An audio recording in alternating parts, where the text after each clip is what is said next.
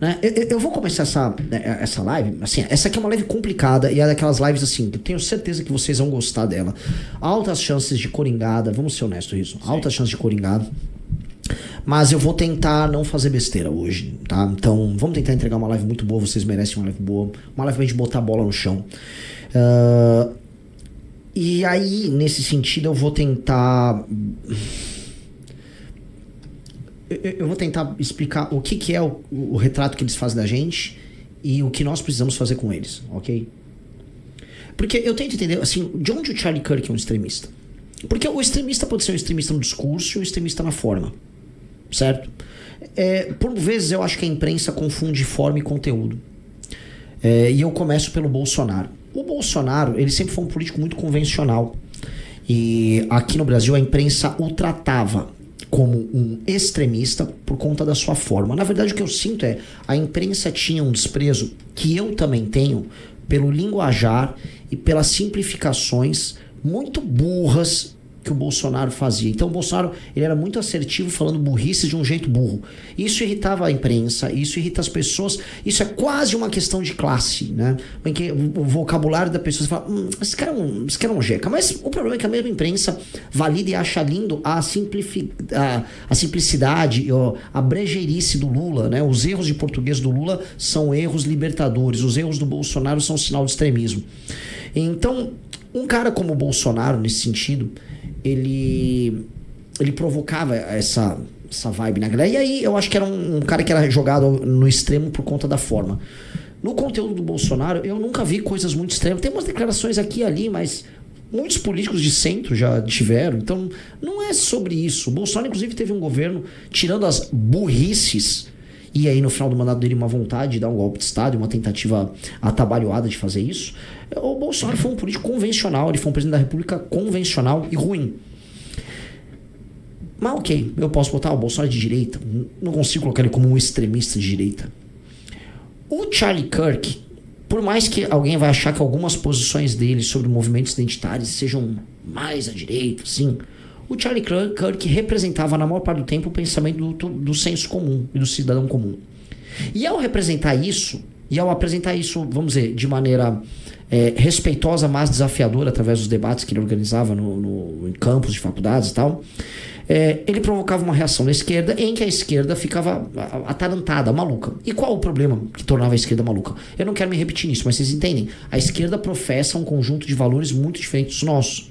A universidade, depois o jornalismo, depois a burocracia, o judiciário, eles positivaram um determinado tipo de valores, que é a ideia de, por exemplo, que uma minoria ela está acima de todos. Alguns exemplos cabem nisso. Não existe racismo reverso que eles fazem. Por exemplo, olha, o conceito de minoria, que é um conceito na prática de opressor e oprimido, a gente vai pegar, é uma derivada do que falava o Marx. A minoria, ela tem um status diferente. Portanto, eu vou interpretar a lei sobre casos que são objetivos e sobre, vamos dizer, dispositivos legais muito objetivos. Por exemplo, você não pode discriminar uma pessoa por conta da sua cor de pele e raça. E aí eu vou interpretar segundo, vamos dizer, esse desenho que é um desenho marxista. Não, olha só, o fulano é um opressor e o outro é um oprimido. Porque o quê? Então, objetivamente, a lei não está certa. Existe uma interpretação, uma hermenêutica marxista da lei? Sim. Os estados no Ocidente fazem uma hermenêutica das leis que envolvem raça de maneira absolutamente marxista ou pós-marxista, mas seguindo uma perspectiva à esquerda, ok? Leis que envolvem questões de gênero, mulher, depois as leis que envolvem trans, a paranoia trans que começou a surgir, a loucura trans, do conteúdo que era colocado para crianças nos Estados Unidos, até essa babaquice do pronome. Aqui no Brasil, sejamos honestos, meu amigo, eu tenho que falar que a Erika Hilton é uma mulher, porque ela é uma mulher, certo? E aí, se eu não achar que ela é uma mulher, eu vou preso se eu não achar que a Erika Hilton, que obviamente é uma mulher, eu vou preso se eu achar que ela é um homem. Olha o cuidado que eu tenho que ter. Olha como eles transformaram em dogma, em lei, em punição, um entendimento muito verdadeiro, que ela é uma mulher. Vocês entendem meu ponto? Esses caras, portanto, eles têm as vítimas perfeitas, eles estão histéricos, e eles veem que os valores que eles compartilham, né? O militante de esquerda, o estudante universitário, o jornalista, eles acham que esse valor é o valor do futuro. E que o senso comum do cidadão comum é o passado. E este passado é extremista. Portanto, exercer o senso comum do cidadão comum é ser extremista. E é atingir os dogmas, nesse caso, tanto jurídicos quanto religiosos, dessa elite.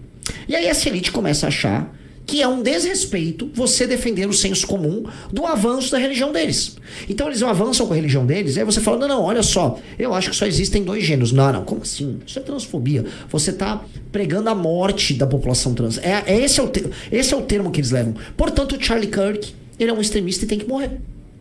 Portanto, o Guto Zacarias, quando faz o time de My Mind, ele é um extremista e tem que morrer. O Arthur Duval é um extremista e tem que morrer. O Nicolas, claro, quando botou a peruca, é um extremista e tem que morrer. Eu sou... Um cara tava agora falando, uma mulher lá pregando a morte do Kim, do Arthur, agora também do Nicolas. A gente tá agora cavucando na internet, tem um monte de gente aí pregando a morte da galera. E você se torna um extremista que precisa morrer. Entenderam o ponto? Esse ponto faz com que um jornalista que esteja inserido nesse sistema cultural de elite, que o Curtis Yarvin, né, vulgo Mansell Bolzbug, chama de a catedral. Pô, digite se você já entende o que é o conceito da catedral. A gente já fez material no Valete Plus, o final do Clube MBL. A gente tem documentário sobre isso. Eu cito isso pra caramba nas lives. O conceito de catedral é muito importante pra análise da política americana contemporânea, mas também pra política brasileira contemporânea.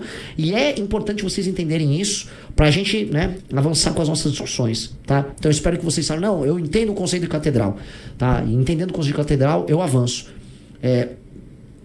Digite 2 se você não sabe qual é o conceito, que eu até explico novamente. Mas geral tá botando 1 aí, eu fico muito feliz, tá? Temos quantas pessoas, Rafael Almeida Riso, nas 2 lives?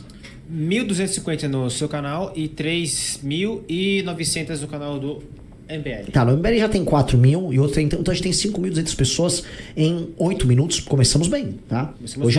Hoje é dia de buscar mais de 10 mil pessoas no agregado das 2 lives. Bora, galera, vamos conseguir? Para isso, pessoal, like na live e compartilhe o link dessa live com seus amigos, que é muito importante. Tá muita gente digitando 2, então eu vou tentar explicar o conceito de catedral de maneira muito sucinta. Tá? De acordo com o Curtis Yarvin, quando ele usava o pseudônimo Mansell Bolzbug, tá? No blog que ele tinha, ele escrevia sobre isso e ele explicou que havia um conceito. O seguinte: antigamente, na Idade Média, onde emanava a verdade e onde os dogmas eram estabelecidos, e onde você tinha quase um ponto fixo em que, ok, a verdade está aqui, a verdade emana daqui. Onde estava? Na Idade Média, pessoal. Pergunto pra você, Aloísio, onde estava? Você tá andando numa capital europeia em 1100. Onde você fala, esse lugar aqui vai ter a verdade. Esse lugar aqui, o dogma do que eu posso dizer, o que não posso dizer, vai estar estabelecido. Onde estava, Luísio? Não era numa pastelaria, né, Luísio? De onde era na Idade Média, Luísio? Luísio, você é um homem inteligente. É bem óbvia a resposta. Riso, você sabe, onde era na Idade Média? Europa. Hã? Europa, não. Não, difícil. Galera, eu tô com... Era numa igreja. E o exemplo mais óbvio disso é a própria catedral. O ponto mais alto, mais importante, a principal obra da cidade, onde os homens que definiam os dogmas andavam. A catedral. A catedral contemporânea, nesse sentido, é o quê? É a universidade que se expressa como? Através do jornalismo. E não qualquer jornalismo. O principal jornalismo. Veja, os grandes veículos de jornal do mundo dão prejuízo hoje. Mas eles existem porque eles influenciam. Eu não sei se foi acho que foi o Wall Street Journal. O Jeff Bezos, que por muito tempo foi o homem mais rico do mundo, ele comprou um veículo de imprensa deficitário, sendo ele próprio um homem da internet. Por quê? Porque é poder. É muito poder. Estar na mídia mainstream é poder. O New York Times influencia mais a cultura americana do que todo o partido republicano. Ok? Porque o New York Times é parte da catedral. Harvard, o MIT, Stanford, Yale, todos esses caras perfazem eles criam um conhecimento. Então vou dar um exemplo, uma teoria, o racismo estrutural é criado na faculdade, ele é elevado, editoras publicam livros sobre isso, o jornalismo fala que isso é muito importante, políticos começam a discursar sobre, vira projeto de lei, um juiz adota, quando viu o que surgiu na universidade está servindo como dogma na tua vida. ok? Basicamente, eu tô resumindo muito isso aí. A catedral contemporânea são esses caras. E esses caras, meus amigos, olhando aqui pra vocês, esses caras são teus inimigos. Esses caras são teus inimigos. Esses caras não gostam de você. Você tá aqui na minha live, é porque você, basicamente, é o cara que eles querem ferrar. Isso, naturalmente, a catedral do mundo é Nova York, a catedral do mundo é a Universidade Americana, é a inteligência americana, é a mídia americana. Mas cada um, a gente pode botar que a gente tem, vamos dizer, as nossas versões locais, né? A gente vai ter os nossos arcebispos aqui, a gente vai ter as nossas paróquias, tem essa questão paroquial local. A USP, muito importante, algumas universidades federais, certo? A gente vai incluir aí a Rede Globo, Folha de São Paulo, Revista Piauí, certo?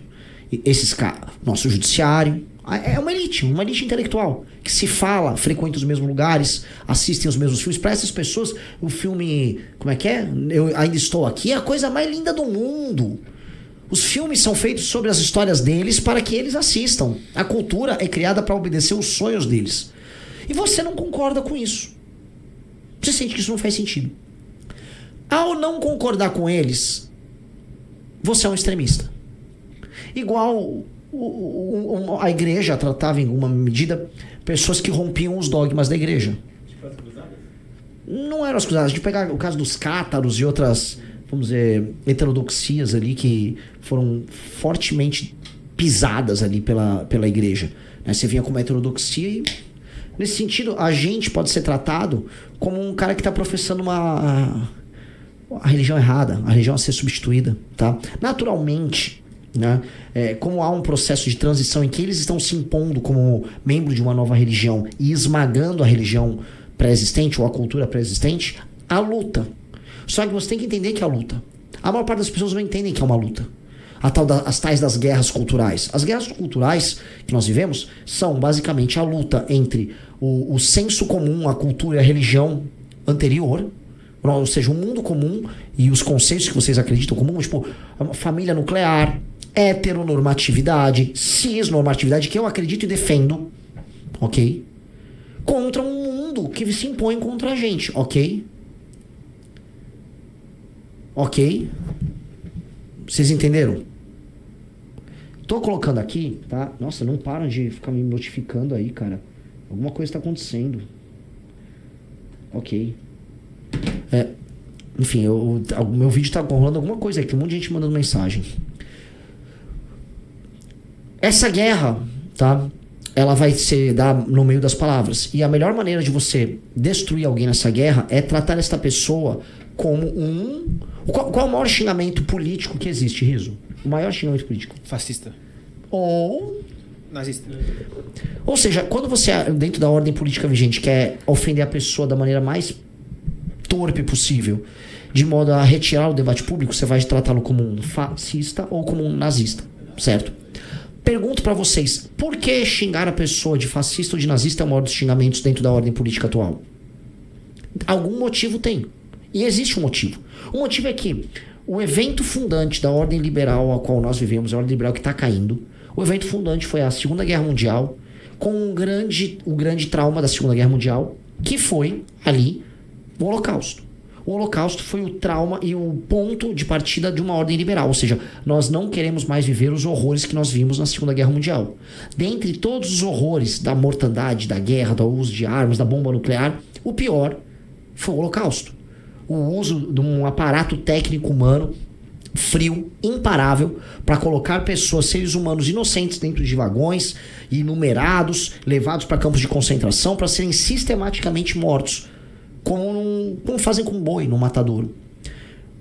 Ali, você falou, uma nova ordem mundial vai ser criada sob liderança dos Estados Unidos, que é a ordem liberal, que vai ter organismos internacionais para evitar guerra, organismos internacionais para evitar a falta de financiamento, coisas que já estavam acontecendo, vamos dizer, no pós-Primeira Guerra Mundial, a Liga das Nações e tal, mas que se robusteceram após a Segunda Guerra Mundial. Esse foi o evento fundante. E nesse evento fundante, a pior coisa que você pode ser é um nazista. Veja, não é um comunista. Os comunistas cometeram crimes de guerra horríveis na Segunda Guerra Mundial. E antes, crimes de guerra horríveis contra o próprio povo. O Holodomor tá aí. mas a experiência, do Khmer Vermelho, toda a experiência chinesa, toda a experiência, vamos colocar, soviética, a guerra do Exército Vermelho contra o Exército Branco, os crimes de guerra do Leon Trotsky, que ainda tentam salvar, não, o Trotsky era diferente e tal. Foi colocado num canto. O nazista foi elencado ali como o maior dos problemas, e assim, com razão. Eu acho que dá pra cravar o nazismo como doutrina, ele é aberrante em todos os termos. Com razão.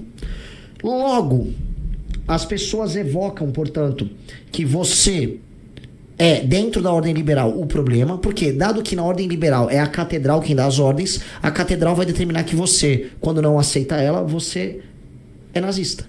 Porque você não está adequado a esta ordem liberal. Entenderam o que eu quero dizer? Na hierarquia da ordem liberal, quem comanda é a catedral, e se você pratica uma heterodoxia, você vai ser o demônio naquela ordem, e o demônio é o nazista.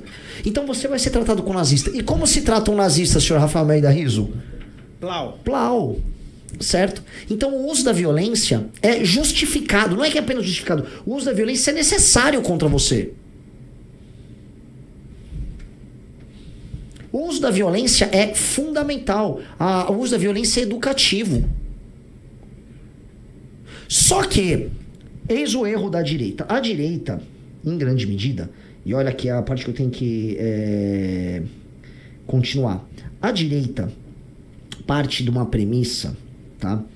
Que ela em si é defensora da ordem liberal. Então, quando você vai denunciar um esquerdista, você vai falar que ele é antidemocrático, que ele prega censura, certo? Ou seja, você vai falar que o esquerdista, ele não é adequado à ordem liberal, entenderam? Que o esquerdista, ele não está adequado a essas regras. Mas o esquerdista caga pro que você acha dele. É por isso que em todos os lugares a função do direitista, que é até o meme, acho que botaram no grupo nosso lá, que é o meme do Nicolas, né? Ele tá sempre, olha a hipocrisia da esquerda, olha a hipócrita, vocês falam a democracia, mas vocês não defendem a democracia. Então a função da direita sempre foi de falar, vocês acham que vocês vão arrotar virtudes? Tá, mas vocês são hipócritas, vocês defendem Cuba. E hoje o direitista, o esquerdista tá assim, sim, eu defendo Cuba, eu realmente acho que Cuba tá certo. Eu gostaria de te fuzilar. E aí os esquerdistas, o público vai ver um líder deles falando assim, ele vai falar, based. Caralho, based pra caralho. Sim, eu gosto de Cuba. Eu acho que o Stalin era do cacete. E aí o direitista, hipocrisia, a hipocrisia deles. Aí, Plau, ele te mata. Aí vem o outro direitista, hipocrisia. Pregam a paz, discurso do amor, mas matou. Que hipócritas, né? Nossa, como a esquerda é hipócrita. E a esquerda não está ligando em ser hipócrita. O discurso da esquerda, tá? É um discurso sobre acúmulo de poder. A natureza da esquerda é sobre acumular poder e também acumular contradições. Ela não liga para esse acúmulo de contradições. Ela realmente não liga. Ela tá cagando pra contradição. Você que tá me assistindo, não. Se o MBL soar contraditório. Ué, vocês foram contra o fundão um dia. Aí vocês conversaram com o público, mudaram de ideia. Mas isso é hipocrisia do MBL. O MBL é contra o fundão. Entendi. O MBL, ele quer acumular mais poder para levar o projeto dele à frente. Não pode. Vão pegar aquele retardado Nano Moura, vão se juntar com vocês. MBL! Vocês querem o quê, cara pálida? Na esquerda não tem nada disso. Não tem nada disso. A esquerda é sobre ter poder e a direita é o tempo todo sobre abdicar de poder. Até entra aquele discurso liberal de abdicar de poder. Por exemplo, você vai, bota um cara de direita no poder, aí ele, fique tranquilo, esquerdista, eu vou garantir o seu direito de falar o que você quiser. O esquerdista, tá bom. Quando eu chegar no poder, eu vou arrancar todo o seu direito de falar. Direitista, que hipócrita! É tão louco que o esquerdista, quando hoje o direitista fala em liberdade de expressão, o esquerdista, olha que absurdo, ele quer liberdade de expressão. Eles riem do direitista. Eles riem.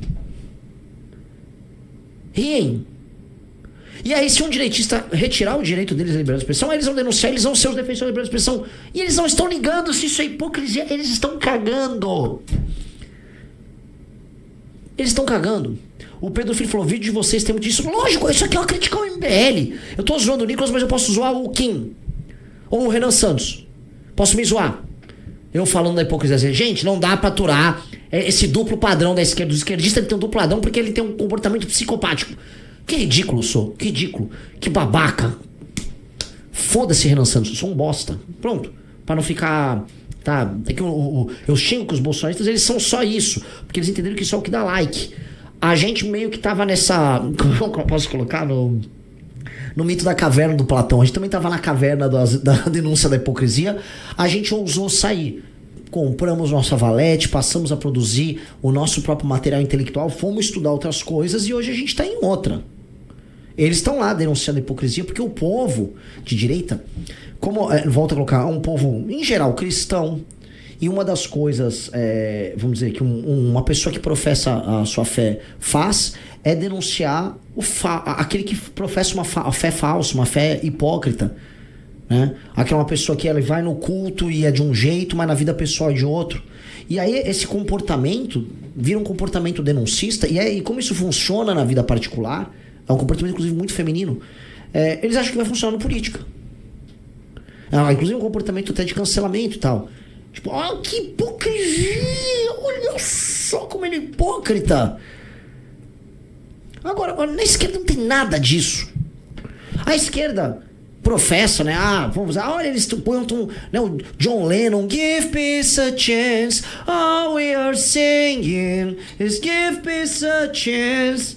Né? Ou imagine all the people living for today. You may say. Tá, eles vão zoar ele. E aí fala, mas hoje eles não têm peace, não. Eles dão tiro e acham legal. Sim. Eles fazem exatamente isso. E tá tudo bem. E eles vão continuar ouvindo. E vão falar que pregam paz. E eles vão acreditar que eles vão lidar com esses dois elementos conjugados de maneira absolutamente natural. Eles vão conjugar muita violência, um discurso muito pacifista, como se fossem coisas absolutamente ok. Entendeu? Você só que não entendeu isso. Ok? Só você que não entendeu isso. Porque você talvez acredite que o seu inimigo ele vai estar preso num sistema de funcionamento, vamos botar aí, dogmático, moral, que não é o seu. O deles é um pensamento revolucionário. Para eles, a imposição da visão da religião deles será através da violência. E eles podem cometer, dentro da própria doutrina, certos pecados, por vezes, em nome, tá, da causa. Que é a beleza do lance deles. Olha que gostoso o jogo deles, né? Em nome da causa eles podem fazer qualquer coisa. Em nome da causa eles podem ir por qualquer caminho. A violência se torna redentora. A violência é um sacrifício que eles fazem. Eventualmente a violência é um sacrifício que o adversário faz. Que bonito e gostoso. Pô, que da hora. Né? Portanto, vamos ficando cada vez mais concreto na questão do Charlie Kirk.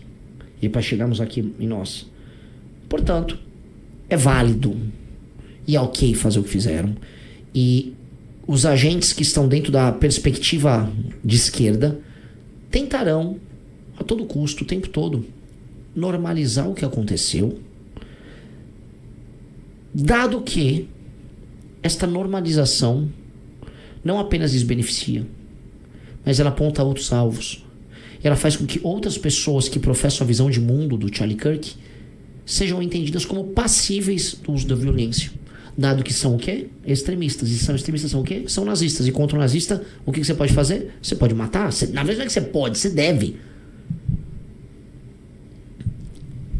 É isso.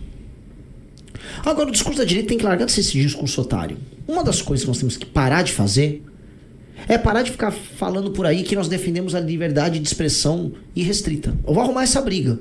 Por que a gente tem que defender a liberdade de expressão irrestrita? Se nós já não vivemos um regime de liberdade de expressão irrestrita. Quando a nossa adversária é dada a liberdade de expressão irrestrita, eles estão, sei lá, mostrando sexo de travesti para criança. Eles estão tentando influenciar a formação da identidade sexual de uma criança. Eles vão usar o espaço para falar todas as atrocidades que eles podem falar sobre o outro campo. Agora, eles, quando ocupam o mínimo espaço de poder, eles começam a fechar as chavinhas e as possibilidades de discurso do adversário. É isso? Esse é o jogo? Esse é um jogo de otário, meus amigos. Nesse sentido, a ordem liberal, ela é otária. Ela funcionou muito como discurso, isso aí, quando a gente tinha no passado uma perspectiva liberal dentro de uma ordem moral e social cristã antiga. Então vamos pegar, sei lá, a Inglaterra vitoriana, vamos pegar especialmente a Inglaterra do século XIX. Pode fazer muito sentido, isso dá muita liberdade para um povo cujo sistema de valores era mais ou menos uniforme cristão, tal, eles eram anglicanos. Mesma coisa nos Estados Unidos da América, que sempre foram um país progressista, talvez o mais progressista de todos os países. Mas fazia sentido naquela época, a ideia das liberdades. Hoje, nós precisamos entender assim, que existe um discurso que se vale desses espaços de liberdade para subvertê-los. E esse discurso é o discurso de esquerda. Até porque a direita, ela é reativa. A direita, acima de tudo, é reativa. Ela está sempre reagindo a alguma coisa. Quem está tentando alterar e impor é outro campo. E você tem que enfiar freios ali no discurso deles. E nós precisamos começar, a meu ver, a criminalizar certos discursos. Porque não é possível que o campo deles possa dizer por aí e possa criar partidos políticos. E é verdade, tem partidos políticos montados que recebem dinheiro do Tribunal Superior Eleitoral, ou seja, do Estado brasileiro, e que nos seus estatutos e na prática interna, publicação de teses e tal, tratem um golpe armado como a sua premissa inicial e a ideia de que eles farão uso da violência política como algo normal. Porque antigamente talvez isso fosse tratado assim, a democracia tem disso, tem um partido comunista aí, faz parte. Faz parte? Hoje tem extremista de esquerda bombando em redes sociais, um monte. Tem um monte de idiota na geração Z que comprou esse discurso. Você tem um monte de gente que, nos Estados Unidos é mais forte isso, pegaram essa comunidade trans, formada em grande parte por pessoas com graves problemas envolvendo depressão, ansiedade, radicalizaram essas pessoas, fazem elas achar que elas estão sendo alvos de uma tentativa de morte, de assassinato. Um trans, eu quero existir, eu tenho direito. Sabe, você já viu essas declarações sempre muito exageradas? Eu tenho direito de existir, não me mate, não acabe com minhas vidas. O próprio campanha do Black Lives Matter, né? Vidas negras importam, vocês querem nos ver mortos. Calma aí. Isso tá meio exagerado, né? Mas se você põe a pessoa num nível tal de histeria, a chance de você começar a produzir uma espécie de exército de malucos pra tua tese começa a ficar clara. E aí você começa a ter atentados de toda sorte. A gente teve o atentado contra o Bolsonaro, foi um atentado de que natureza? Um louco, à esquerda, armado, esfaqueou um candidato a presidente. Atentado contra o Trump, um radical de esquerda. Quando o caso do Uribe, não se sabe se é um narcotraficante ou se é um cara mais à esquerda. O do Kirk, com certeza foi um cara à esquerda. O Rizzo deve ter até matéria sobre isso, né? Mas acharam gravada na bala alguma coisa sobre trans e não sei o que.